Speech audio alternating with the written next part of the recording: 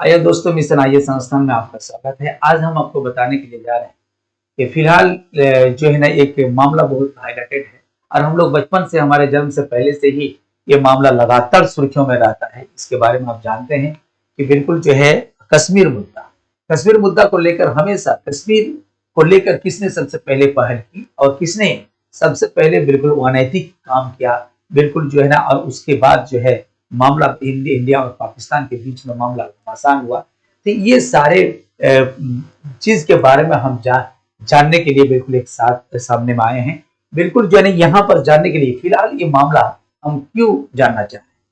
फिलहाल आपको यूएनए का बिल्कुल जो है ये जो है फिलहाल जो है लगातार घमासान पाकिस्तान के द्वारा कश्मीर को लेकर ये बात लगातार करता जा रहा है। अब यूएनए के द्वारा उसके द्वारा लगाया गया जबरदस्त फटकार लगाया गया है कि कंप्लीट रूप से जो है आखिर यूएनए का मामला जो है यूएनए में जो मामला गया था, तो यूएनए हम भारतीय जो है ना भारत की प्रथम प्राइम मिनिस्टर जो है जवाहरलाल नेहरू इस कश्मीर को मुद्दा को लेकर यूएनए के सिक्योरिटी काउंसिल पहुंचे थे यानी वहां के सुरक्षा परिषद पहुंचे थे।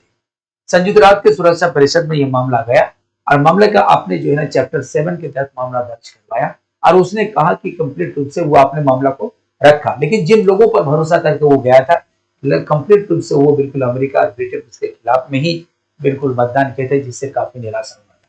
लेकिन फिलहाल लगातार इसके सुर्खियों रहने से पाकिस्तान के द्वारा बार बार जो है ना सीज फायर वार्डर का बिल्कुल उल्लंघन करने से लगातार ये मामला जो है ना ऊपर उठता जा रहा है। तो इससे ही हाल ही में संयुक्त राष्ट्र यूएनए के द्वारा संयुक्त राष्ट्र संघ के द्वारा कि वहां के सुरक्षा परिषद के द्वारा बिल्कुल ये बयान जारी किया गया है कि बिल्कुल कंप्लीट रूप से जो है ना उनकी जोग्राफिकल जो साथ साथ और विलय पत्र को लेकर जो जिस प्रकार की मामला जो है ना बिल्कुल यूनाइटेड नेशंस के सिक्योरिटी काउंसिल में दर्ज किया गया है, तो कंप्लीट रूप से ये भारत के ही पक्ष में जाएगा और भारत के ही में बिल्कुल जम्मू कश्मीर शामिल होगा। इससे कितना भी इसीलिए आपको धीरे धीरे बिल्कुल जो है ना मामला काफी आगे बढ़ता जा रहा है और यूएनओ के सिक्योरिटी काउंसिल के ये घोषणा से कंप्लीट रूप से जो है ना अब भारत सरकार में ये पूरी सनसनीखेज मच चुकी है। अब पीओ के आपको जो है ना पाकिस्तान ऑक्युपाइड कश्मीर को लेने की पूरी तरह से हम भारत सरकार जो है ना उसकी तैयारी कर रहे हैं और बहुत जल्द बिल्कुल जो है ना भारत के बिल्कुल जो है ना भारत के जो है ना अखंड भारत में बिल्कुल पूरी तरह से पीओ को भी शामिल हो जाएगा। अब यहाँ पर बात आती है आखिर कौन सा रीजन रहा है, आखिर भारत पाकिस्तान का विवाद क्या है, आखिर कौन सा चीज का उल्लंघन पाकिस्तान ने किया है जिसकी वजह से उनका हाथ से कश्मीर पूरी तरह से निकल गया और जो जिसके पास एक नैतिक अधिकार के साथ साथ कानूनी अधिकार जिनके पास है वो भारत है। तो इस के विवाद की शुरुआत कैसे हुई इस चीज के बारे में हम जानेंगे और कंप्लीट जानेंगे।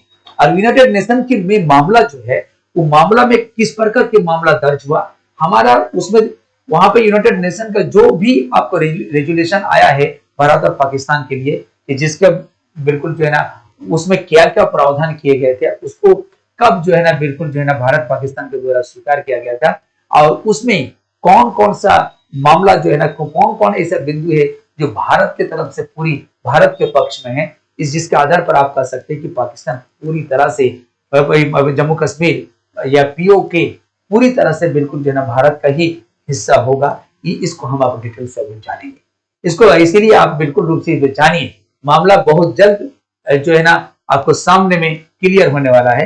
अभी ये मामला क्लियर करेगा और साथ साथ आपने 370 का मामला को आपने देखा जो ना वो आराम से जो ना बिल्कुल हट गया। इस चीज के बारे में हम बात करेंगे क्योंकि जम्मू कश्मीर में 370 का मामला इस प्रकार जो है ना जुड़ा और कैसे फिर हट गया इसके बारे में पूरी तरह से हम जानेंगे। लेकिन अभी जिसकी बात हम करेंगे जो आप जानेंगे कि भाई पाकिस्तान से जम्मू कश्मीर कैसे निकला और पाकिस्तान और जो है ना भारत के बीच जम्मू कश्मीर को लेकर विवाद कब शुरू हुई और किस तरह यह मामला यूनाइटेड नेशन में पहुंचा, इसको एकदम एक ही तरफ से अगर बेहतरीन ढंग से अगर आप समझेंगे समकालीन दौर में भारत की स्थिति क्या थी, इन सारे चीज को अगर आपको जानना है तो बिल्कुल इस वीडियो को बिल्कुल अंत तक आराम से देखिए। पूरी तरह से आप जो है ना बिल्कुल मुतमईन हो जाएंगे और पूरे जम्मू कश्मीर के विवाद का फैसला खुद अपने आप में जो है ना बिल्कुल आप खुद उसमें निर्णय ले सकते हैं कि पाकिस्तान जो है जम्मू कश्मीर या पीओ के किसके पास रखना चाहिए, पाकिस्तान के पास या इंडिया के पास। इसका कानूनी राइट्स किसके पास है, ये कंप्लीट रूप से जो है ना आपको जो है ना इस वीडियो के माध्यम से पता चलेगा। बस आज इतना ही जो है ना आप सुनते रहेंगे। अब हम शुरू करते हैं, फिर आगे फिर वीडियो बनता चला जाएगा, लेकिन आज इस वीडियो को आप सुनिए। आज हम बताएंगे कि भारत और पाकिस्तान के बीच विवाद का मूल कारण क्या है, और भारत में कश्मीर समस्या क्या है, या साथ में आप इसको भी हम बात करेंगे कि बिल्कुल भारत का एकीकरण कैसे हुआ। तो ये तीनों चीज को अगर आपको समझना है तो बिल्कुल आपको थोड़ा सा पीछे, कुछ हल्का सा पीछे जाने की जरूरत है। आज दिन आप लगातार देखते हैं कि भारत और पाकिस्तान का विवाद हमेशा लगातार बढ़ता ही जा रहा है, लेकिन आखिर क्या, कौन सी कारण ऐसी रही है कि जिसने आजादी के लिए सारे लोग अपने जो है ना कंट्रीब्यूशन दिया, योगदान दिया, लेकिन अंत में देश की विभाजन हुआ, भारत और पाकिस्तान, भारत से पाकिस्तान बिल्कुल अलग हो गए, उसको आजादी मिली, और कंप्लीट रूप से आपको मालूम है कि वही आजादी के बाद से ही दोनों के बीच में विवाद शुरू हुआ। तो आखिर रीजन क्या है, अगर इसके बारे में आपको भी जानना है कि आखिर कौन सा रीजन है कि भारत में पाकिस्तान की मांग मुस्लिम लीगों को करना पड़ा, इसको भी समझना है, तो इसके लिए अलग से हम वीडियो बनाएंगे। और दूसरी बात है कि कंपनी कैसे भारत में आई और व्यापार के उद्देश्य से आकर कैसे राजनीति में इंटरेस्ट लेने लगी। राजनीति में इंटरेस्ट उसको केवल प्रॉफिट कमाना था, उसके बाद फिर शासन करने लगी, फिर कंपनी से ब्रिटिश पार्लियामेंट के हाथ में जो है ना बिल्कुल शासन चले गए, फिर वहां से भारतीय के द्वारा जो है ना लगातार प्रयास के बावजूद भारत को आजादी मिली। इस पूरा पीछे की पूरा बैकग्राउंड कहानी को समझने के लिए उसके लिए अलग से एक वीडियो हम बनाएंगे, लेकिन बात यह हो जाता है कि यहां पर हमको समझना है कि भारत और पाकिस्तान के बीच जो विवाद है, तो विवाद का कारण क्या है। भारत में जो हमेशा कश्मीर मुद्दा भारत और पाकिस्तान के बीच में बिल्कुल जो है ना पूरा हाईलाइटेड रहता है, वही मुद्दा सबसे पूरा जो है ना इंडिया पाकिस्तान के बीच हमेशा विवाद का मुद्दा रहा है। इसके पीछे कारण क्या है, भारत के एकीकरण के समय ही ये बिल्कुल समस्या उभर कर सामने आई, आखिर रीजन क्या है, आखिर क्या, कौन सी ऐसी कारण बिल्कुल जो ना रहा जिसके कारण जो है ना भारत के एकीकरण में वो बिल्कुल जो है शामिल नहीं हुआ। और दूसरी बात यह है कि भारत और पाकिस्तान के विवाद का एक बहुत बड़ा कारण, देश की आजादी के बाद जो है ना बिल्कुल जो है ना कई रियासत, यानी 3 रियासत बच गए आपको, जम्मू कश्मीर और जूनागढ़ और हैदराबाद। ये इसमें से बिल्कुल जो है ना जूनागढ़ और हैदराबाद कोई प्रॉब्लम खड़ा नहीं किया, लेकिन अंत में कश्मीर ही क्यों भारत और पाकिस्तान के बीच में विवाद का कारण रहा। इस चीज को अगर आपको डिटेल समझना है तो हम अच्छी से बिल्कुल जो है अच्छी तरीके से हम यहां समझने की प्रयास करेंगे। फिर आपने देखा कि फिर बिल्कुल आपको जो है ना बिल्कुल जो है ना कश्मीर को बिल्कुल जो है भारत में बिल्कुल विलय कर होने के बावजूद भी कश्मीर को कॉन्स्टिट्यूशन में अलग, विशेष सभी स्टेटों से अलग एक सुविधा उपलब्ध कराया गया। कॉन्स्टिट्यूशन में क्या प्रोविजन उसके लिए किए गए, और फिर किस कारण उनको जो है ना बिल्कुल जो है ना उस जो है ना आर्टिकल 370 को हटाया गया। ये कौन सा 35A क्या है, क्या संविधान में संविधान का भाग है या कुछ अपर जो है ना बिल्कुल राष्ट्रपति का कोई आदेश है। इन सारी चीज को अगर आपको समझना है तो बिल्कुल जो है ना इसके मूल चीज को समझने की आवश्यकता है। और अगर आप बैकग्राउंड से अगर आप समझते हैं, आपको बिल्कुल बैकग्राउंड से समझते हैं कि समस्या का कारण क्या है, विवाद का कारण क्या है, उस चीज को, या कश्मीर समस्या का मूल कारण क्या है, इस चीज को अगर शुरू से अगर आप समझते हैं तो बिल्कुल जो है ना आराम से आपको जो है ना 370 को हटाए जाने तक आसानी से बिल्कुल इसको अच्छी तरह समझ पाएंगे। तो आज हम शुरू करते हैं कि बिल्कुल कश्मीर समस्या क्या है, भारत और पाकिस्तान के बीच विवाद का मूल कारण क्या है, या फिर भारत की एकीकरण कैसे हुआ। इस चीज को बिल्कुल आपको अगर समझना है तो बिल्कुल जो है ना इस वीडियो के माध्यम से आप अच्छी तरह समझ सकते हैं। आइए आप हमको जरा समझाते हैं। देखिए, आपको मालूम है कि ये सारे पीछे की, उतना पीछे हम नहीं जाएंगे, वो सारा पीछे आपको सब चीज मालूम है, लेकिन अंत में बिल्कुल ब्रिटिश पार्लियामेंट के द्वारा एक बिल्कुल जो है ना एक एक्ट ब्रिटिश पार्लियामेंट में पारित हुआ। यह ब्रिटिश पार्लियामेंट के द्वारा एक एक्ट को पास किया गया जिसको हम कहते India independence act 1947। India independence act, India क्या उसका नाम है, India independence independence act 1947। India Bharat स्वतंत्र अधिनियम 1947, यह अधिनियम ब्रिटिश पार्लियामेंट के पास, और इसी अधिनियम के तहत भारत को 15 अगस्त 1947 में आजादी मिलनी थी। और भारत के साथ साथ यानी बिल्कुल इसी अधिनियम में भारत और पाकिस्तान यानी भारत के विभाजन को बिल्कुल स्वीकार कर दिया गया था। इसलिए भारत और पाकिस्तान दोनों की 15 अगस्त 1947 में आजादी मिलने वाला था। अब ऐसे स्थिति में क्या हुआ कि उस समय की स्थिति भारत में किस प्रकार की थी, ये चीज समझना पहले जरूरी है। इसलिए पहले समझिए कि 15 अगस्त 1947 में इस अधिनियम के तहत भारत को आजादी मिलना था 15 अगस्त को, और साथ ही भारत को पाकिस्तान से यानी बिल्कुल भारत से पाकिस्तान को भी आजादी मिलनी थी। दोनों देश को बिल्कुल आजादी 15 अगस्त 1947 को मिलने वाला था। उस समय की स्थिति को देखिए, ब्रिटिश पार्लियामेंट में यह अधिनियम जो पास हुआ तो ये केवल आजादी कौन सा भाग को मिल रहा था, ब्रिटिश इंडिया को बिल्कुल आजादी मिल रही थी। जो ब्रिटिश पार्लियामेंट के द्वारा जिस क्षेत्र पर भारत के जिस क्षेत्र पर शासन किए जा रहे थे उसको उस क्षेत्र को आजादी मिलनी थी। लेकिन उस समय तो केवल टोटल भारत पर तो बिल्कुल अंग्रेजों का कब्जा नहीं था, ब्रिटिश पार्लियामेंट का तो नियंत्रण नहीं था। तो किस क्षेत्र पर, आपको मालूम है कि समकालीन स्थिति में उस दौर की बात अगर हम करते हैं तो वहां पर आप सुनिए, वहां पर आपको पुर्तगाली भी है, पुर्तगाली की बात करते हैं, उसके बाद फ्रांसीसी की बात करते हैं, उसके बाद आपको ब्रिटिश की बात करते हैं, आपको ब्रिटिश पार्लियामेंट की बात करते हैं,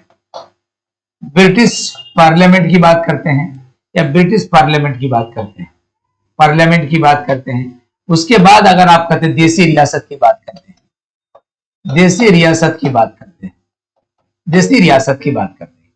यानी आपको चार, आप याद रखेंगे ये चार, यहां पर आपको ब्रिटिश पार्लियामेंट का जिस एरिया पर यानी ब्रिटिश इंडिया जिसको हम कहते हैं, लगभग 60% एरिया, पूरा भारत का 60% एरिया जो है ना ब्रिटिश पार्लियामेंट के अंडर में था। 40% में लगभग 37 से 39% तक, यानी 37 से 39% भाग देसी रियासत का भाग था। और बाकी जो है ना पुर्तगाल के पास क्या क्या थे, फ्रांसीसी के पास कई एरिया था। आपको मालूम है कि इसके चंद्रनगर थे वेस्ट बंगाल के, यानी बंगाल के चंद्रनगर की बात करते हैं, और यनम जो आंध्र प्रदेश तो कोस्टल एरिया में पड़ता है, और आपको माहे जो केरल के पश्चिमी क्षेत्र में मालाबार तट में पड़ता है। तो यनम, माहे और पांडिचेरी और करिकाल और चंद्रनगर, ये 5 एरिया फ्रांसीसी के पास था। फ्रांसीसी के पास क्या था, चंद्रनगर था, चंद्रनगर। दूसरा में था आपको जो चंद्रनगर यनम, तीसरा में आपको जो है ना माहे, और चौथा में आपको कहते हैं माहे की, और उसके बाद कहते हैं करिकाल।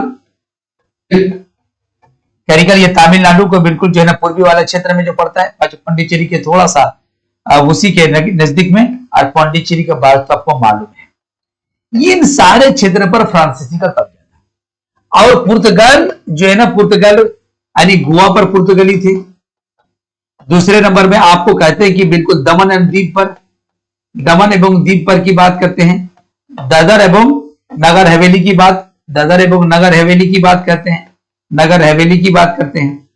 तो ये 3 क्षेत्र पर, गोवा, दमन द्वीप और दादर एवं नगर हवेली, ये 3 क्षेत्र पर जो ना पुर्तगाली का शासन का नियंत्रण था। 15 अगस्त 1947 को बिल्कुल भारत के ब्रिटिश पार्लियामेंट ब्रिटिश पार्लियामेंट का जिन क्षेत्र पर नियंत्रण था, जिसको हम ब्रिटिश इंडिया कहते हैं, उसको बिल्कुल जो है ना आजादी मिल रही थी, उसको स्वतंत्रता मिल रही थी, बाकी क्षेत्र को तो नहीं मिल रहा था। तो ऐसा स्थिति में आखिर क्या, कौन कौन सा रीजन रहा है, कैसे सभी क्षेत्र जो है ना फिर भारत में शामिल हुए, इस चीज को आपको डिटेल से समझने की आवश्यकता है। तो आप बड़ी ध्यान से समझिए, हम एक एक करके आपको समझाते चलेंगे। लेकिन बात हो जाती है कि सबसे पहले अभी हम जो हाईलाइटेड जो है कश्मीर समस्या उसको समझेंगे, बाकी नेक्स्ट वीडियो में फिर हम इस तरह की बात हम करेंगे।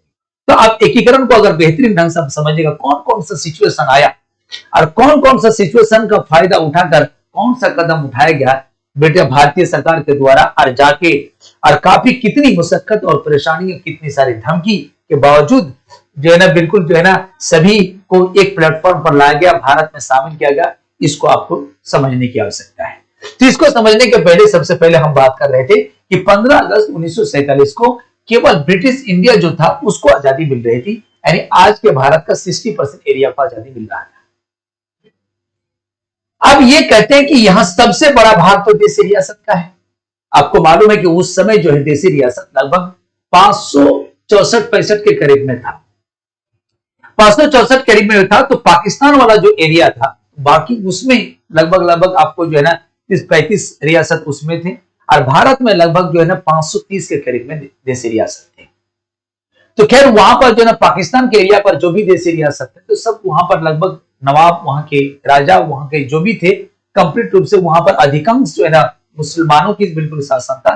तो पाकिस्तान के साथ उसके विलय होने में कोई प्रॉब्लम नहीं हुआ, सब आसानी से उसके साथ मिल गया। लेकिन जो है ना बिल्कुल यह भारत में जो है ना बिल्कुल जो भारत में जो 530 देसी रियासत थे ये बिल्कुल ब्रिटिश इंडिया का भाग नहीं था। लेकिन एक चीज को समझना होगा, उन सभी देसी रियासत का जो है ना 3 डिपार्टमेंट जो था, 3 विभाग, जिसको हम क्या कहते हैं, एक संचार और दूसरा कहते हैं डिफेंस और एक फॉरेन, यानी विदेश, देश विदेश मामला, और आपको एक कहते हैं कि बिल्कुल जो है ना डिफेंस रक्षा, और आपको कह सकते हैं कि संचार। ये 3 डिपार्टमेंट जो है ना अंग्रेजों के पास था। आपको मालूम है कि बिल्कुल 1857 के बाद 1858 में ब्रिटिश सम्राट के पास को बिल्कुल सभी देशी रियासत अपने परमोच्च मान लिया था और कुछ इस तीनों डिपार्टमेंट को उसके हवाले कर दिए थे। तो यह 1858 की अधिनियम की बात है, यानी 1857 के बाद 1858 में जो बिल्कुल अधिनियम है तो उसमें यह मान लिया था। तो यह था कि 15 अगस्त 1947 में क्या था कि आपको इंडियन इंडिपेंडेंस एक्ट 1947 में, तो 15 अगस्त 1947 को भारत और पाकिस्तान दोनों को आजादी मिल रही थी। और देश यानी भारत से जाने वाले कौन, आपको बिल्कुल जो है आपको जो है बिल्कुल अंग्रेज जो है आपको बिल्कुल जो है भारत से जाने वाले। तो यहां पर केवल ब्रिटिश इंडिया को नहीं, देसी रियासत के जो 3 डिपार्टमेंट जो इनके पास था उसको भी वो बिल्कुल उन्हीं का हवाले करके, देसी रियासत के ही हवाला करके वो खुद जाने। और इंडियन इंडिपेंडेंस लीग में कह दिया था कि 15 अगस्त 1947 को भारत और पाकिस्तान बिल्कुल आजाद होगा, यानी भारत का विभाजन होगा और बिल्कुल भारत और पाकिस्तान एक स्वतंत्र रूप से 2 राज्य स्थापित होंगे, 2 अलग अलग कंट्री बनेंगे। और उसी में देशी रियासत को के संबंध में कहा था कि 3 डिपार्टमेंट हमारे पास थे, उन तीनों डिपार्टमेंट को उसको सुपुर्द कर दिया जाएगा और साथ ही उनके पास ये स्वतंत्रता रहेगी, आजादी रहेगी कि देशी रियासत अगर चाहे तो वो किसी भी डोमिनियन स्टेट्स में, चाहे भारत या पाकिस्तान, किसी में वो शामिल हो सकता है, या फिर अगर कोई स्वतंत्र रहना चाहता है तो भी कोई दिक्कत नहीं है, वो स्वतंत्र रह सकता है। इस तरह की ऑप्शन उसको दे दिया गया था। अब बात आती है कि वो ऑप्शन तो दे दिया गया, ऑप्शन दे देने के बाद जो है ना अब देशी रियासत को बिल्कुल पूरी आजादी मिल गई। अब भारत जो है ना बिल्कुल क्या क्या है, 60% भारत के भाग लेकर ही केवल भारत बने या पूरा देशी रियासत को भी भारत में मिलाया जाए।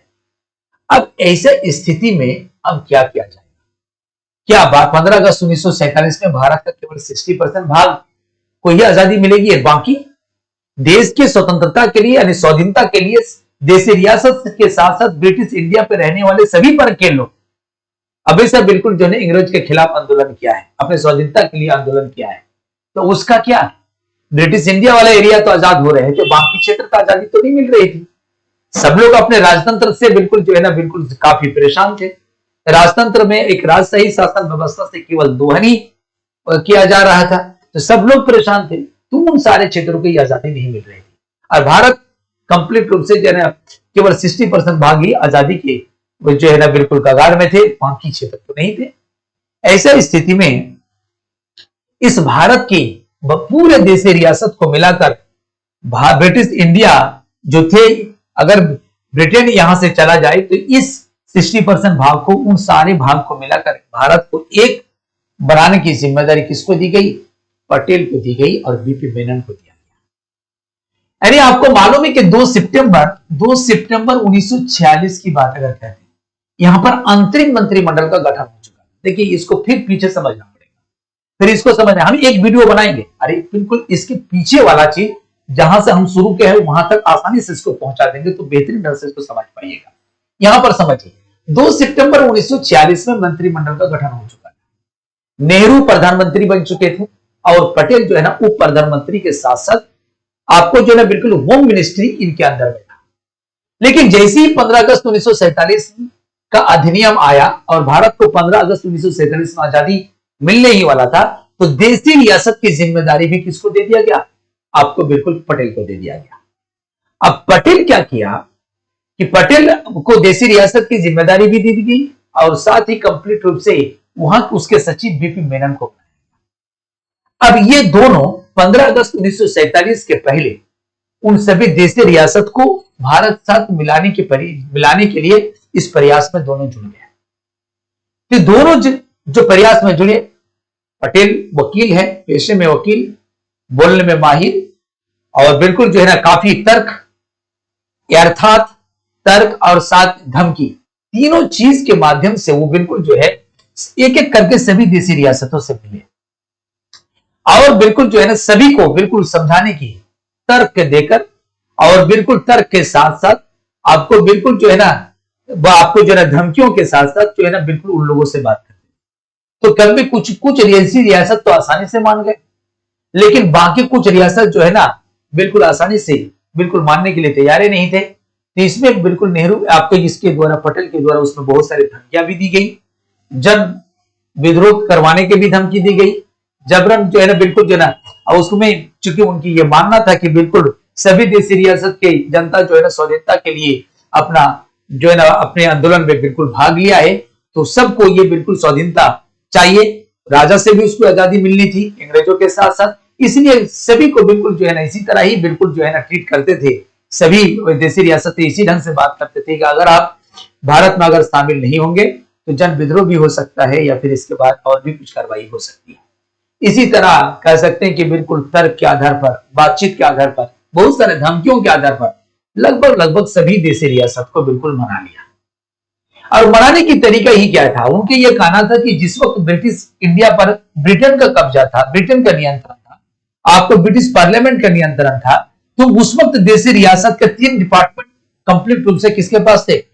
आपको ब्रिटेन के पास थे, ब्रिटिश पार्लियामेंट के पास था, ब्रिटिश सम्राट के पास थे। तो ब्रिटिश सम्राट के पास थे या ब्रिटिश पार्लियामेंट के पास थे, तो कहने का मतलब क्या है कि वही 3 ही डिपार्टमेंट आप हमको दे दीजिए, आप बाकी आपको जो है ना आंतरिक रूप से आप बिल्कुल स्वतंत्र रहे, लेकिन कम से कम 3 डिपार्टमेंट जो है ना भारत सरकार को बिल्कुल आप सपोर्ट कर दिए। पहले भी था, अभी भी रहेगा, कोई दिक्कत नहीं। तो माना जाता है कि बहुत सारे बातचीत के माध्यम से, बहुत सारे धमकी की वजह से सभी देसी रियासत लगभग तैयार हो गए भारत के साथ मिलने के लिए। भारत के साथ मिलने के लिए तो 15 अगस्त 1947 के पहले लगभग सभी देसी रियासत भारत के साथ मिल गए। मामला फंसा जूनागढ़ का, हैदराबाद का और जम्मू कश्मीर का। ये 3 देसी रियासत के मामला फंसे, बाकी सभी देसी रियासत भारत के साथ मिल गए और 15 अगस्त 1947 को भारत को आजादी मिल गई और पाकिस्तान भी अलग हो गए। पाकिस्तान और भारत दोनों अलग अलग हो गए। जिस समय भारत और पाकिस्तान दोनों बिल्कुल दोनों को आजादी मिली, दोनों अलग हुए, उस समय जो है ना कंप्लीट रूप से भारत का गवर्नर जनरल कौन था? लॉर्ड माउंटबेटन ही रहे और पाकिस्तान का गवर्नर जनरल मोहम्मद अली जिन्ना को बना दिया। देखिए बढ़िया से समझिएगा सिचुएशन, समझिएगा। मोहम्मद अली जिन्ना को बना दिया गया, लेकिन एक काम किया कि बिल्कुल जो है ब्रिटिश पार्लियामेंट के द्वारा दोनों की, क्योंकि लॉर्ड माउंटबेटन को यह पूरी तरह से विश्वास था कि कंप्लीट रूप से बिल्कुल 15 अगस्त 1947 के बाद अगर कोई भी देसी रियासत अगर बच जाता है, कोई भी देश में अगर शामिल नहीं होता है, तो उसको लेकर दोनों देशों के बीच या फिर देसी रियासत और देशों के बीच में बिल्कुल कंप्लीट रूप से युद्ध जरूर होगा। तो इसमें जो है ना बिल्कुल अगर हम सेना को अगर अपने नियंत्रण में रख लेते हैं दोनों देशों का, तो कंप्लीट रूप से युद्ध कम होगा और मामला सुलझने की जो है ना बिल्कुल कगार पर रहेगा। इसलिए उन्होंने पाकिस्तान और इंडिया दोनों की सेना को भी अपने नियंत्रण में रखा था, बिल्कुल जो है ना ब्रिटिश पार्लियामेंट के द्वारा, या फिर आपको कह सकते हैं कि बिल्कुल जो है ना आप कह सकते हैं कि बिल्कुल जो है ब्रिटिश सरकार के द्वारा। तो भारत में माउंटबेटन है और वहां पर मोहम्मद अली जिन्ना है। वहां के बिल्कुल जो है ना वहां के सेना का जो आपको प्रमुख वो बिल्कुल जनरल ग्रेसी को बनाया गया और उनको सुप्रीम जो कमांडर थे उसको ओकन लेक को बनाया गया था। तो जनरल ग्रेसी वहां के प्रमुख थे सेना के, और उससे बड़ा जो सुप्रीम कमांडर था वो आपको जो है ना ओकेनलेक थे। और उससे भी बड़ा गवर्नर जनरल कौन था? जो गवर्नर जनरल तो बिल्कुल जो है आपको जो है ना बिल्कुल मोहम्मद अली जिन्ना था, क्योंकि मोहम्मद अली जिन्ना का पोस्ट जो है ओकेनलेक से अधिक बड़ा था। और इधर तो खुद गवर्नर जनरल माउंटबेटन ही रहे थे। आपको मालूम है कि लियाकत अली वहां के प्रधानमंत्री बने थे, यहाँ पर तो जवाहरलाल नेहरू ऑलरेडी था ही। तो आपको यहाँ के इस सिचुएशन में अब मामला फंसा ये तीन जो है ना देशी रियासत का। अब तीन देशी रियासत के मामला पर हम बात करते हैं। तो एक जो है ना सबसे पहले कहां पर है, यहां पर एक क्या है, ये जूनागढ़ का मामला, ये आपको बिल्कुल जम्मू कश्मीर का मामला, और एक जो है ना हैदराबाद का मामला, ये वाला। तो हैदराबाद उस वक्त सबसे बड़ी रियासत थी, बहुत बड़ा रियासत है। इसमें महाराष्ट्र का भी कुछ भाग, आपको आंध्रा का, आपको कर्नाटक का, ये सारे लगभग बहुत सारा भाग मिलाकर एक बहुत बड़ा रियासत था। जम्मू कश्मीर पर था और जूनागढ़, ये तीन देशी रियासत 15 अगस्त 1947 के बाद भी बचे रहे और देश के विभाजन हुआ। दोनों का अलग अलग गवर्नर जनरल नियुक्त हो गए। वहां के सेना प्रमुख जनरल ग्रेसी को बनाया गया, और वहां के सुप्रीम जो सेना कमांडर था वो उसको बनाया गया, बिल्कुल ओकेनलेक को बनाया गया। तो सेना बिल्कुल कंप्लीट रूप से अंग्रेजों के कब्जा में थे, अपने ब्रिटेन के कब्जा पर। अब यहां पर बात है ये वाला मामला, कश्मीर वाला मामला। अब कैसे क्रिएट होता है मामला, सुनिए। यहां ये जो आपको जूनागढ़ का जो मामला है, सबसे पहले मामला ये सामने आया। जूनागढ़ में क्या हुआ कि आपको 15 सितंबर 1947 में, 15 सितंबर 1947 में, क्योंकि जूनागढ़ में जो नवाब थे, तो जूनागढ़ के नवाब का महावत खान, और वहां के जो बिल्कुल जो दीवान थे उसका नाम है शाहनवाज भुट्टो। तो शाहनवाज भुट्टो उसी के खानदान के लोग जो है ना बिल्कुल पाकिस्तान में जो है ना बिलावल भुट्टो है, ये सब जो है ना सब उसी के खानदान के हैं।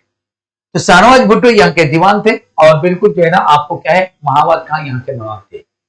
यहाँ पर शासक वर्ग में मुसलमान था, लेकिन यहाँ पर जो है ना जितने भी आम जनता थे वहां पर अधिकांश लगभग जो है ना बिल्कुल जो है आपके हिंदू आम जनता थे।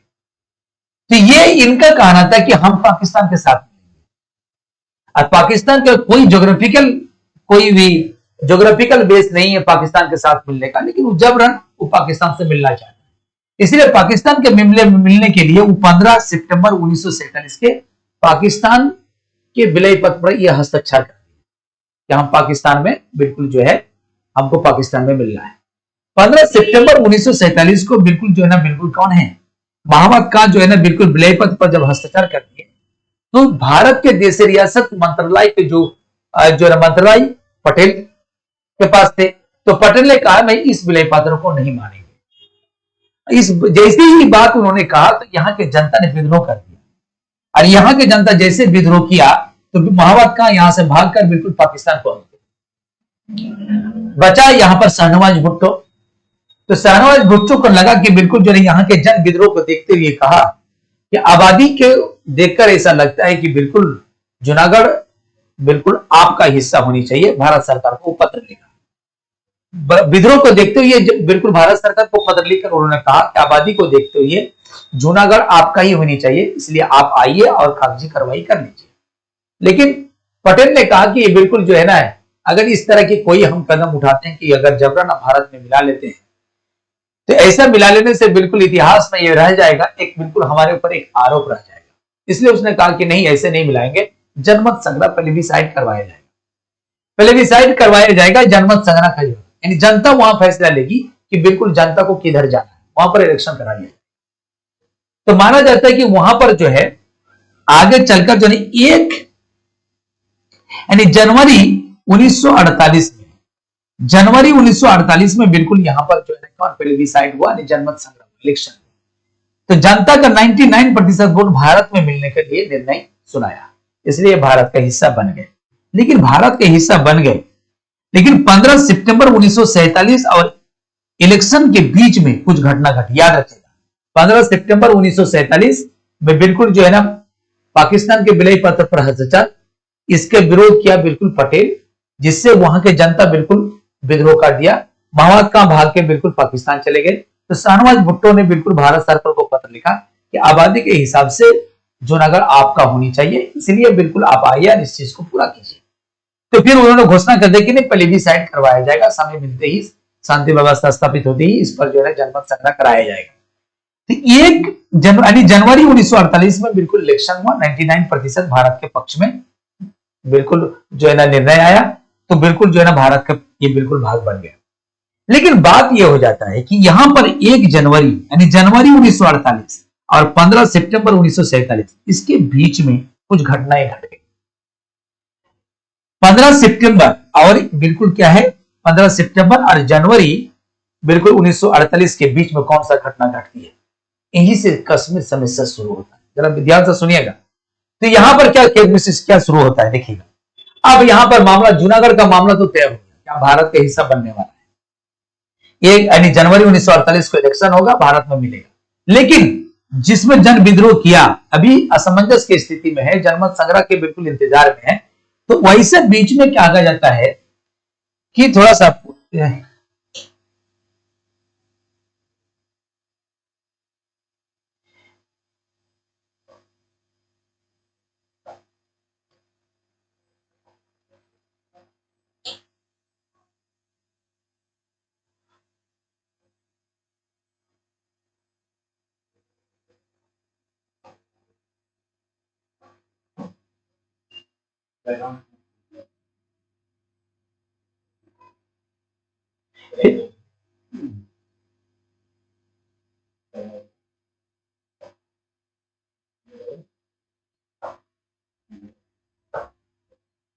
इसमें हम कह रहे थे कि आपको पहले क्या क्या कि 15 सितंबर 1947 ये और इसके बीच में आप 15 सितंबर और जनवरी 1948 में बिल्कुल प्लेबिसाइड हुआ, जनमत संग्रह। अब इसके बीच में जरा सुनिए, यहां पर एक घटना घटती है, क्या है ये डेट याद रखें आपको, 20 अक्टूबर 1947 ये डेट आपको याद रखना होगा। यानी दोनों के बीच में 20 अक्टूबर 1947 में कौन सी घटना, ये आपको थोड़ा सा याद कीजिए, इसको याद रखिएगा। कहते हैं कि जैसे ही ये आपको जूनागढ़ के मामला में जैसे ही इस तरह की घटना घटा, तो बिल्कुल जो है ना हम जो है ना बिल्कुल इंडिया के द्वारा बिल्कुल पाकिस्तान के द्वारा ये बिल्कुल जो है पाकिस्तान के विलय पत्र पर जैसे ही वो साइन किया, और पटेल जब कहा कि बिल्कुल हम इस विलय पत्र को नहीं मानते हैं, इस पर जनमत संग्रह किया जाएगा, जनता फैसला लेगा, तो फिर इस बार जो है ना बिल्कुल जो है ना वहां पर बिल्कुल जो है ना पाकिस्तान जिन्ना बिल्कुल परेशान हो गया। अब जिन्ना को लगातार चूंकि कुछ एरिया उनको लगातार ये कोशिश जारी थी कि पाकिस्तान को कुछ और सा एरिया मिल जाता तो पाकिस्तान का कंप्लीट नक्शा बन जाता। वो लगातार भूखे शेर की तरह लगातार प्रयास में लगे थे कि कोई ना कोई भाग थोड़ा सा कुछ भाग अब पाकिस्तान को और मिल जाए। अब एक ही चीज आप समझिए, तब उन्होंने जब इस तरह का चीज देखा तो उन्होंने आपको जो है आपको पाकिस्तानी सेना का एक कमांडर जिसका नाम है जो है ना अकबर खान को बिल्कुल पाकिस्तान के वजीरिस्तान यानी पाकिस्तान के एक वजीरिस्तान एक जगह है, वहां की कबायली कुछ मुसलमान है, ट्राइबल मुसलमान है, वहां उसको मुसलमानों को बिल्कुल ट्रेनिंग देना शुरू किया। ट्रेनिंग क्यों देना शुरू किया कि बिल्कुल जो है ना हम तो बिल्कुल सेना किसके नियंत्रण में है, तो आपको ब्रिटिश पार्लियामेंट के नियंत्रण में है, अंग्रेजों के नियंत्रण में है, इसके पास तो है नहीं। लेकिन उसी में जो पाकिस्तानी सेना शामिल है, एक सेना को बिल्कुल क्या कहते हैं कि वहां की कबायली मुसलमान जो वजीरिस्तान का है उसको बिल्कुल सैनिक प्रशिक्षण देना शुरू किया, और काफी ट्रेन लगभग 10,000 सेना को काफी ट्रेनिंग दिया उन्होंने। और ट्रेनिंग देने के बाद कंप्लीट रूप से कश्मीर के लिए बिल्कुल जो है ना कश्मीर को आजाद कराने के लिए, पाकिस्तान में मिलाने के लिए बिल्कुल इस प्रयास में जुड़ गए। उनको कहना था कि बिल्कुल जो है कि 10,000 लोग को अगर यदि कश्मीर भेजा जाए तो कश्मीर को पाकिस्तान में बिल्कुल मिला लेगा। इसमें बहुत सारे पाकिस्तानी सेना सैन्य वेशभूषा में बिल्कुल इसमें भाग लिए, और बिल्कुल जो है ना बहुत सारे ट्रैकों के साथ बिल्कुल उसका ट्रेनिंग दिया हुआ सारे ट्राइबल मुसलमान जो भी आपको जो है वजीरिस्तान का जो 10,000 ट्राइबल मुसलमान थे, कबायली मुसलमान थे, वो कंप्लीट रूप से बहुत सारे ट्रैकों के माध्यम से 20 अक्टूबर 1947 को कहां पर पहुंच गए, जम्मू कश्मीर के मुजफ्फराबाद पहुंच गए। तो मुजफ्फराबाद जो अभी पीओके के बिल्कुल अधिकृत जो कश्मीर है उसका राजधानी है मुजफ्फराबाद। वहां पर पहुंच गए कब? 20 अक्टूबर 1947 को पहुंच गए। पहुंचने के बाद जब इसकी सूचना हरि सिंह को मिला, सबसे ब्रिगेडियर हरि सिंह का क्या है, जम्मू कश्मीर में जो है, आपको यहां पर जम्मू कश्मीर की बात अगर करते हैं तो जम्मू कश्मीर जो है, तो जम्मू कश्मीर में कौन थे? जम्मू कश्मीर में जो राजा हरि सिंह थे, राजा हरि सिंह, इसके ब्रिगेडियर का नाम था राजेंद्र सिंह, राजेंद्र सिंह, और इसके प्रधानमंत्री जो जिसको मुख्यमंत्री कहते हैं उसका नाम था मेहरचंद महाजन, मेहरचंद महाजन, मेहरचंद महाजन थे।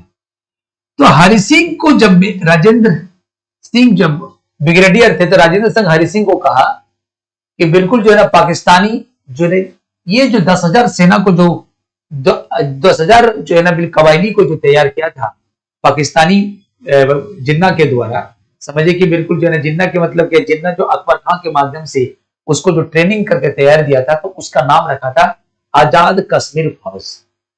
तो आजाद कश्मीर फौज जो है, बोला जाता है कि बिल्कुल राजेंद्र सिंह को जब ये पता चला कि 20 अक्टूबर 1947 को मुजफ्फराबाद, कहां पर?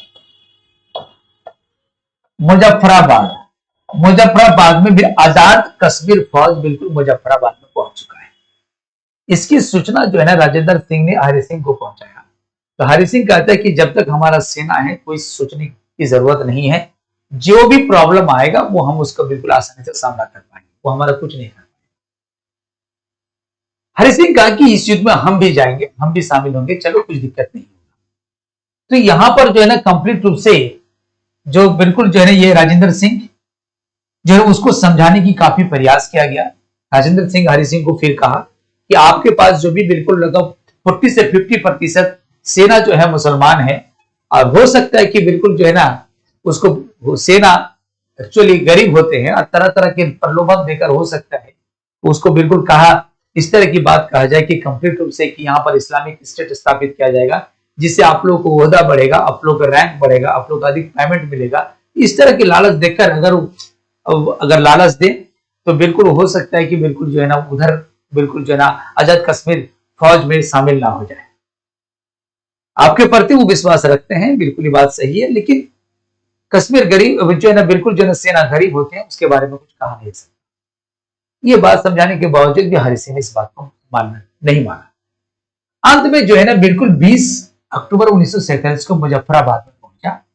अब मुजफ्फराबाद से चलकर 23 अक्टूबर 1947 को यानी 2-3 दिन में ये उरी पहुंच गए। कहां पर पहुंच गए? उरी पहुंच गए, उरी पहुंच गए, उरी पहुंच गए। और उरी यानी बिल्कुल जो है झेलम नदी के बिल्कुल जो है सटा वाला क्षेत्र में उरी पहुंच गए। उरी जब पहुंच गए तो स्थिति पूरा भयावह नजर आने लगा कि बिल्कुल जो है ना अब जो है ना ये आजाद कश्मीर सेना बहुत जल्दी उस श्रीनगर पहुंचने वाली है। जब मुजफ्फराबाद से श्रीनगर की दूरी जो है आपको 150 किलोमीटर है, और मुजफ्फराबाद यानी आपको जो है बिल्कुल उरी से श्रीनगर की दूरी जो है 100 किलोमीटर है। अब 100 किलोमीटर दूरी पर जो है ना श्रीनगर बैठा, श्रीनगर है। अब इस स्थिति को देखते हुए बिल्कुल जो है ना राजेंद्र सिंह ने हरि सिंह को कहा कि आप स्थिति बड़ी गंभीर है, आप बिल्कुल जो है ना कंप्लीट रूप से श्रीनगर छोड़कर आप जो है ना जम्मू चले जाइए, जल्दी से भागे यहां से, जो मामला होता है हम इसे देखते हैं। तो जब इस स्थिति को देखकर बिल्कुल जो है ना हरि सिंह वहां से निकल गए और पहले श्रीनगर में आकर उन्होंने कहा कि बिल्कुल जो है श्रीनगर में आकर पहले उन्होंने दिल्ली फोन लगाया और दिल्ली में बीपी मेनन को फोन लगाया। बीपी मेनन फोन लगाते ही सीधा श्रीनगर पहुंच गए और बिल्कुल हरि सिंह से बातचीत किया।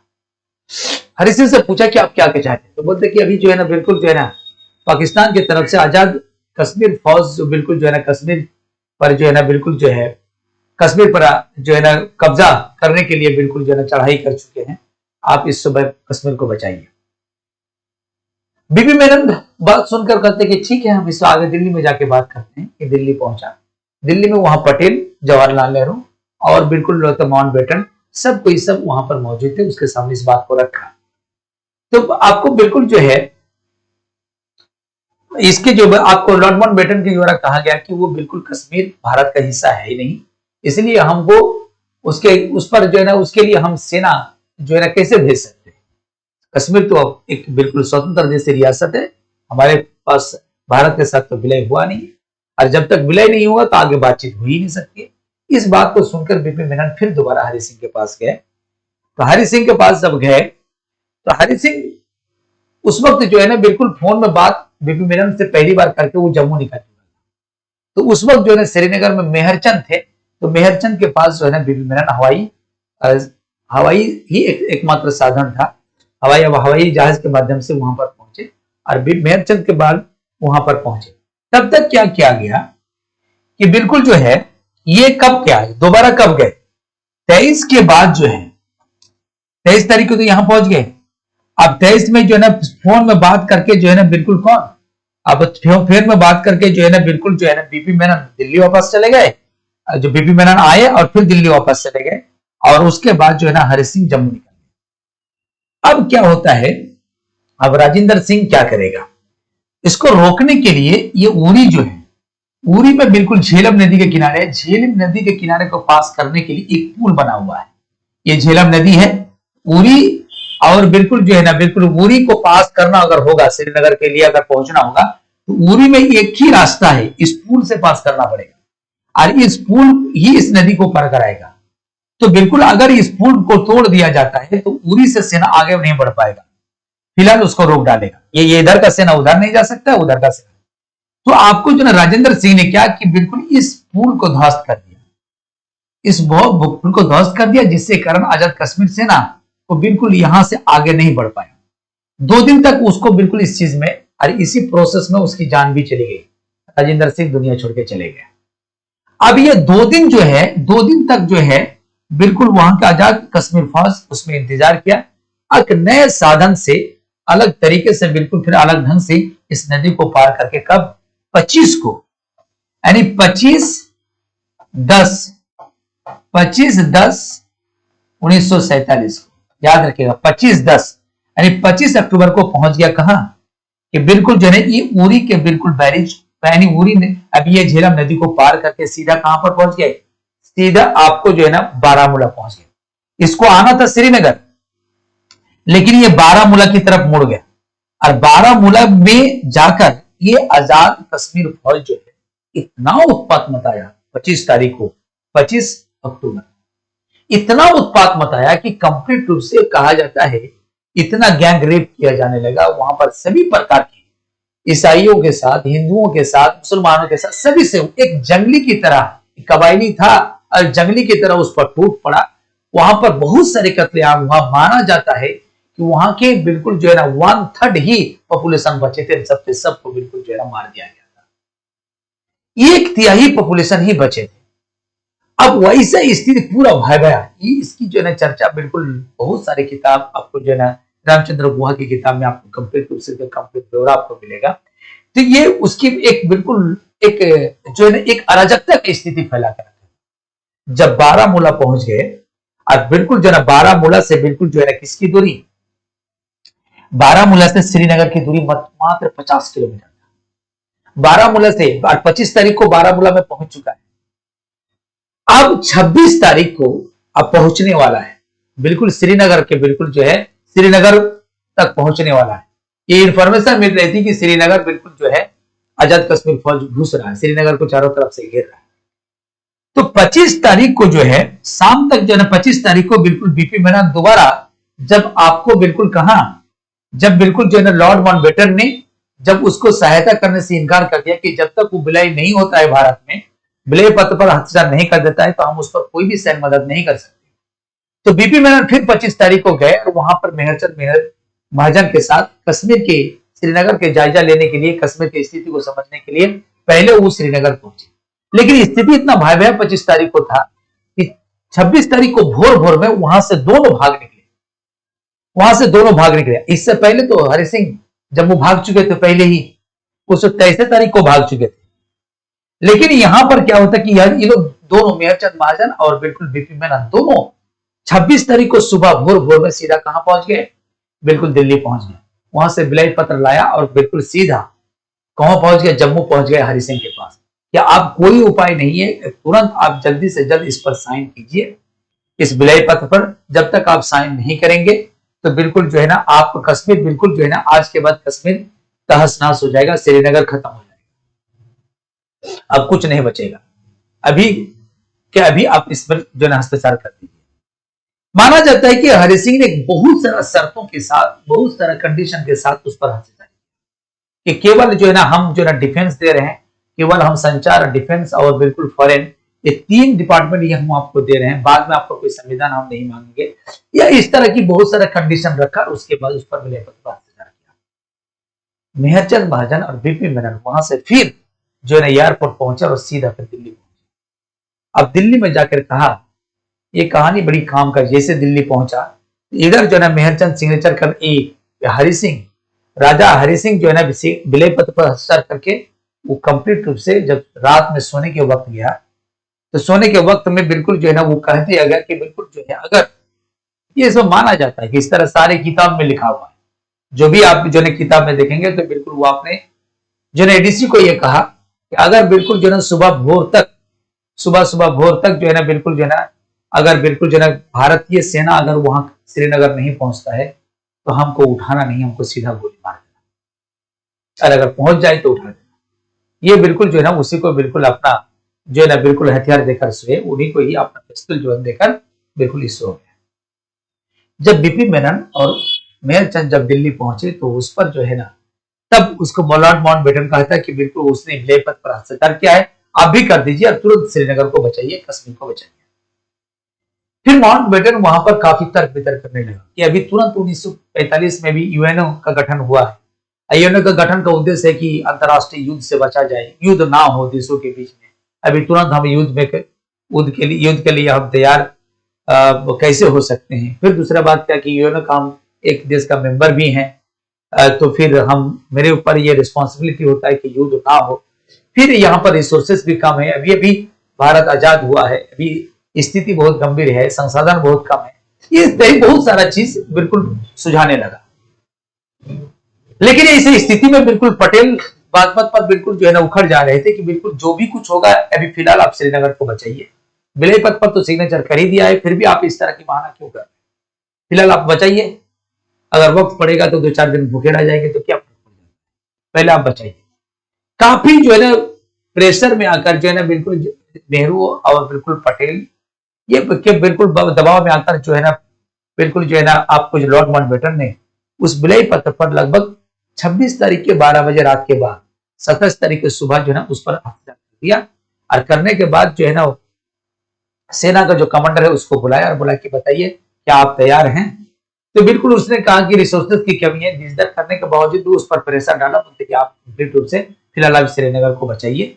तो श्रीनगर के लिए बिल्कुल के लिए पालम और सफदरजंग एयरपोर्ट से जो है ना बिल्कुल जो है ना वहां से 27 तारीख को भोर भोर में जो है बिल्कुल भारतीय सेना बिल्कुल श्रीनगर पहुंच गई।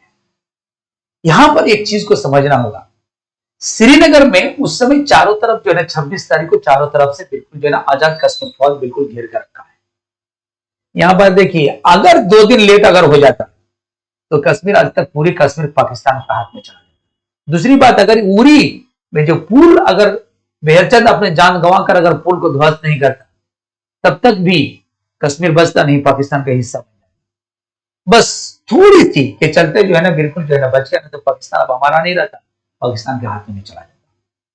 कितनी बिल्कुल एक कितनी जो है ना बिल्कुल जो है ना एक थोड़ी सी जो है ना बिल्कुल एक थोड़ी सी समय, लेकिन टाइमिंग बहुत माने रखता है कि आज टाइमिंग के कारण ही सही टाइम पर कदम उठाया गया।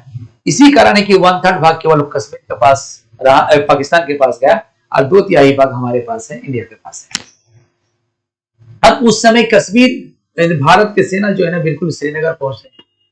श्रीनगर में अब भारतीय सेना का बिल्कुल जो है ना स्वागत कौन करेगा? इस समय तो चारों तरफ से घेर के रखा है, कौन? कंप्लीट रूप से जो है ना आजाद कश्मीर फौज। अब इसके बारे में कहा जाता है कि वहां पर एक व्यक्ति है, शेख अब्दुल्ला। शेख अब्दुल्ला जो है, माना जाता है कि शेख अब्दुल्ला जिस वक्त भारत में भारत छोड़ो आंदोलन चल रहा था तो कश्मीर में कश्मीर छोड़ो आंदोलन चला रहे थे। वैली जो है कश्मीर घाटी वाला क्षेत्र में उनकी बहुत लोकप्रियता थी। उनके बारे में कहा जाता है कि शेख अब्दुल्ला अलीगढ़ मुस्लिम यूनिवर्सिटी से मास्टर डिग्री किया और जब आप कश्मीर पहुंचे तो उसको नौकरी नहीं मिली। हरि सिंह माना जाता था कि योग कहता है कि हरि सिंह कंप्लीट रूप से बिल्कुल वहां पर अच्छे पोस्ट पर मुसलमानों को नौकरी देने से बचते थे। इसलिए जो है ना बिल्कुल शेख अब्दुल्ला चाहते थे कि बिल्कुल यहां से बिल्कुल इसको हटाना है।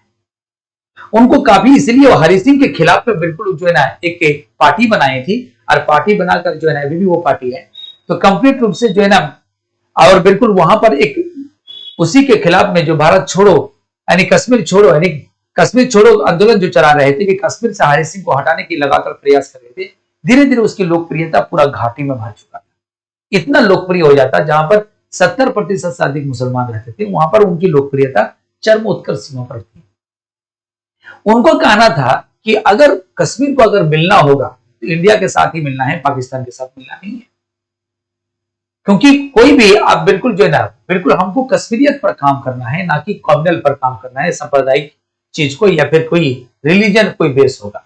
हमको कश्मीरी बनकर काम करना है, कोई इसमें रिलीजन से कोई लेना देना नहीं। और उसमें उनका यह मानना था कि राजतंत्र को तो खत्म करना है, हमको जब भी है तो लोकतंत्र की सरकार बहाल करनी। इसलिए वो कश्मीर मोहम्मद अली जिन्ना के लाखों प्रयास के बावजूद उससे वो बातचीत नहीं किया। मोहम्मद अली जिन्ना बहुत प्रयास किए शेख अब्दुल्ला से मिलकर बातचीत करने के लिए, लेकिन वो तैयार नहीं हुआ। लगातार ये बिल्कुल इसके आंदोलन के दौरान हरि सिंह इसी में उसके खिलाफ में जो आंदोलन चला रहे थे, तो हरि सिंह उसको बिल्कुल भारत की आजादी के समय उनको बिल्कुल 46 के करीब में उसको जेल कैद खाने में डाल दिया था। लेकिन बिल्कुल जैसे ही चूंकि उनके विचार जो शेख अब्दुल्ला के बारे में कहा जाता है वो सोशलिस्ट भी थे और कंप्लीट रूप से बिल्कुल एक लोकप्रिय डेमोक्रेसी का बिल्कुल जो है ना कंप्लीट रूप से समर्थक थे। इसलिए इसकी लोकप्रियता काफी बढ़ चुकी थी। इसकी लोकप्रियता काफी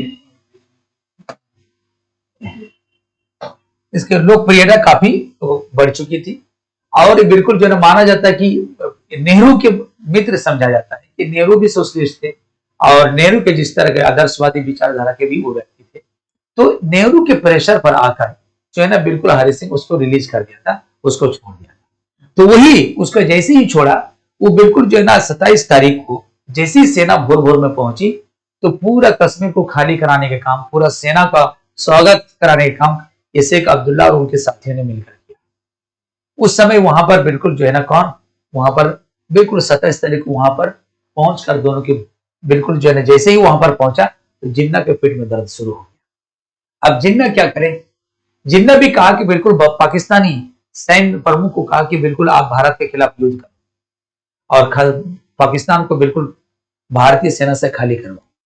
लेकिन इसके बावजूद भी जो है ना सेना प्रमुख ने कहा था कि बेबी इसके हम भी ये नहीं कर सकते हैं, आप इसके बात कर अगर करना है तो सैन्य कमांडर से बात कीजिए जो सुप्रीम कमांडर है। तो माना जाता है कि मोहम्मद अली जिन्ना जो ओकटले को फोन किया और उससे बात किया। उसने कहा कि बिल्कुल भारत के खिलाफ आप युद्ध कीजिए। तो उसने बिल्कुल युद्ध करने से मना कर दिया कि बिल्कुल उन्होंने कहा कि बिल्कुल जो है हमको जहां तक सूचना मिली है, जिन्ना उन्हें कहा कि बिल्कुल जबरन कश्मीर पर जो है ना बिल्कुल विलय कर रहा है भारत, तो बिल्कुल जो है ना उस पर आप युद्ध कीजिए। जिस तरह जूनागढ़ को जो है ना पाकिस्तान में मिलना भी चाहा लेकिन पाकिस्तान ने उसको भारत ने मानने से इनकार कर दिया, उसी तरह कश्मीर में भी जबरन जोर जबरदस्ती उस पर नियंत्रण स्थापित कर रहा है। तो वो वकील ने कहा कि मुझे जहां इंफॉर्मेशन है कि हरि सिंह विलय पत्र पर हस्ताक्षर किया है और बिल्कुल जो है ना भारत का वो हिस्सा है, इसलिए जो है ना हम बिल्कुल जो है ना वहां का भी सैन्य जो है ना सेना जो है और यहाँ का सेना दोनों का सेना भी बिल्कुल ब्रिटेन का हाथ में है और अपने ही देश के खिलाफ में अपने ही युद्ध करना यह हमारे देश की पॉलिसी नहीं है, इसलिए हम युद्ध नहीं कर सकते। लाखों प्रयास किया लेकिन यूक्रेन ने कोई मना नहीं पाया, युद्ध नहीं कर पाया।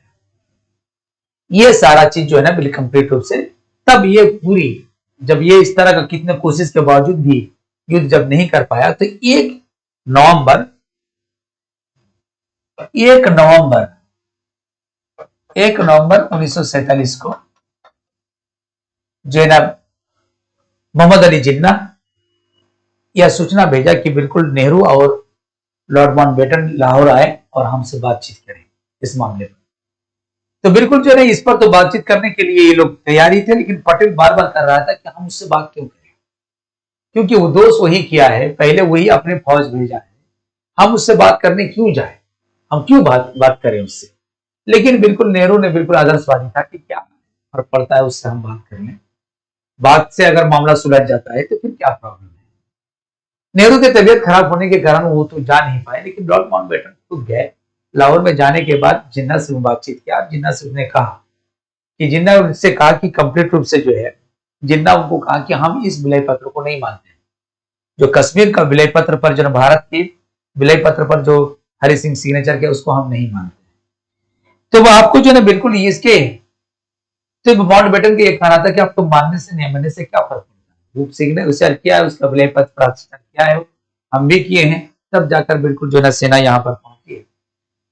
तो उन्होंने कहा कि नहीं, वहां पर जनमत संग्रह के आधार पर फैसला होना चाहिए। तो उन्होंने कहा कि बिल्कुल जो है, क्योंकि उस वक्त ही जिस वक्त अब सेना भेज रहा था, उस वक्त बिल्कुल माउंटबेटन ने कहा था कि नहीं, इसकी फैसला जनमत संग्रह के आधार पर ही किया जाएगा जब शांति व्यवस्था स्थापित हो जाएगी। कि पहले ही बिल्कुल उसका बिल्कुल जो है ना बेटन, लॉर्ड माउंटबेटन ये पहले ही कह चुका था। जब ये बिल्कुल मोहम्मद अली जिन्ना ने ये बात को रखा तो बोलते कि बिल्कुल ठीक है, इस पर हमारा बातचीत चल रही है, जैसी शांति व्यवस्था स्थापित होगा तो इसके लिए जो है ना कदम उठाया जाएगा। इधर एक नवंबर 1947 को बिल्कुल जो है ना लॉर्ड माउंटबेटन जो है ना बिल्कुल मोहम्मद अली जिन्ना से बात करने के लिए गए, और 2 नवंबर 1947 को जो है ना बिल्कुल नेहरू जी भारत पर एक भाषण में दे दिया। भारत में एक भाषण के माध्यम से कह दिया कि जम्मू जैसे ही शांति व्यवस्था स्थापित होगी, जम्मू कश्मीर का फैसला बिल्कुल जो है ना जनमत संग्रह के आधार पर कराया जाएगा, पहले डिसाइड करा के इलेक्शन करवा के कराया जाएगा, जनता क्या चाहती है। माना जाता है कि यही भाषण जो है बिल्कुल भाषण के बाद जो है ना स्थिति बिल्कुल, अब जब स्थिति हो गया कि अब जनमत संग्रह के आधार पर फैसला, तो ये बात जब उनको कह दिया गया, तो कह देने के बाद जो है ना फिर भी मामला ये युद्ध चलते रहा, चलते चलते जो है ना अंत में कहा जाता है कि इसके बाद जो है 31 दिसंबर ये युद्ध चल ही रहा था कि 31 दिसंबर 1947 को इस कश्मीर वाला मामला को लेकर नेहरू जो है ना यूएन चले गए। यूएन के यूनाइटेड नेशन के सिक्योरिटी काउंसिल पहुंच गए। याद रखिएगा 31 दिसंबर 1947 को कहां पर गए, यूएन के सिक्योरिटी काउंसिल पहुंचे। और माना जाता है कि ये कश्मीर मुद्दा को, कश्मीर की समस्या को बिल्कुल चैप्टर 6 के तहत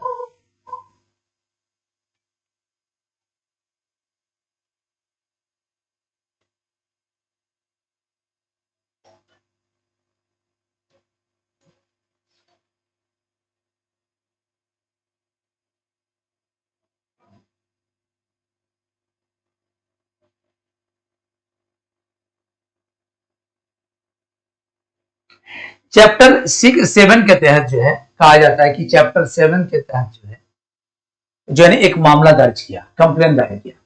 माना जाता है कि चैप्टर 6 और चैप्टर 7 क्या है, तो चैप्टर 6 के तहत जो भी कंप्लेन दायर करेगा तो उसको बिल्कुल बाध्यकारी होगा, यूएन का जो भी सिक्योरिटी काउंसिल का निर्णय होगा उसको मानना ही पड़ेगा।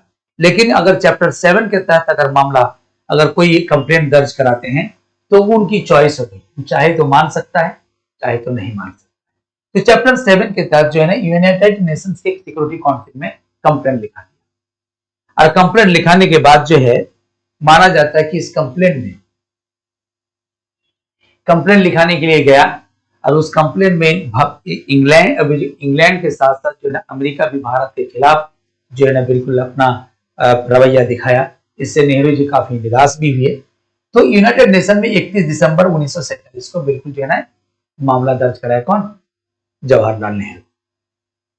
अब यहां पर यूनाइटेड नेशन के सिक्योरिटी काउंसिल के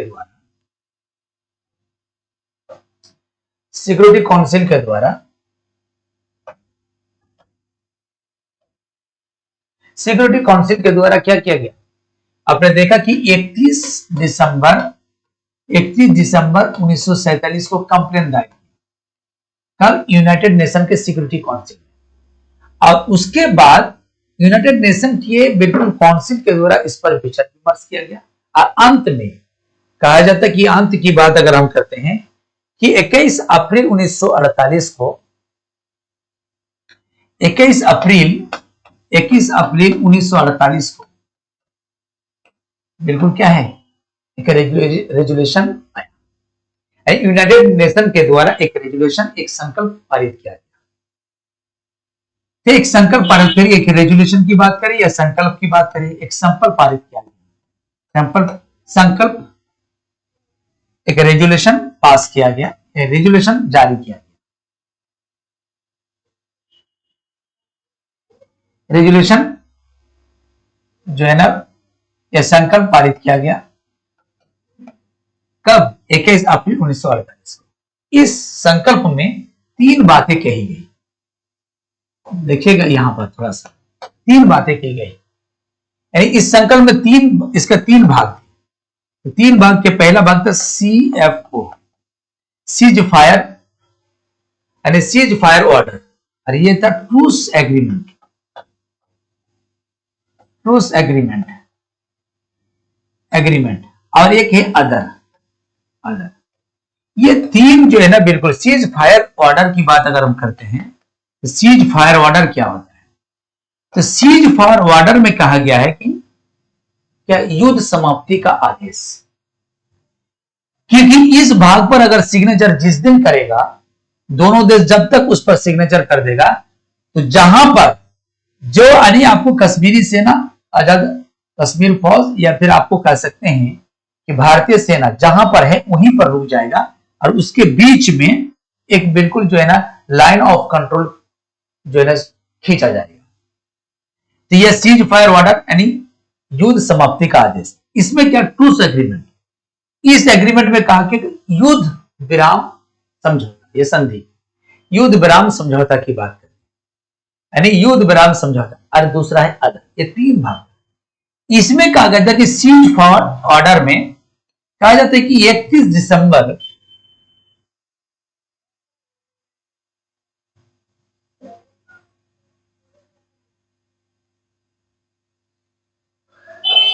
1948 को